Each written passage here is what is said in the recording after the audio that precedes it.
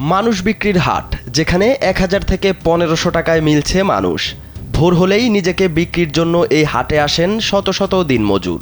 আবার সুযোগ বুঝে নিজেদের দামও পরিবর্তন করেন তারা। সারাদিনের জন্য নিজেকে দিনমজুর হিসেবে বিক্রি করতে এই হাটে আসেন এসব মানুষ। তাদের ক্রয়ে বিভিন্ন শ্রেণীর ক্রেতারাও ভিড় জমান। বোরো ধান কাটার মৌসুম এলেই যশোরের কেশবপুর উপজেলায় প্রতিবছর মানুষ বিক্রির হাট বসে। সেই ধারাবাহিকতায় এবারও ভোরের আলো ফুটতেই উপজেলার মূল গ্রাম বাজারে নিজেদের বিক্রির জন্য আসেন দিনমজুররা। 5+ স্টার রেটিং প্রাপ্ত দেশের সর্বোচ্চ বিদ্যুৎ সাশ্রয়ী ওয়ালটন এসি স্মার্ট কমফোর্ট এখন নেক্সট লেভেলে। কাজ করার যাবতীয় সরঞ্জাম নিয়ে হাজির হন তারা।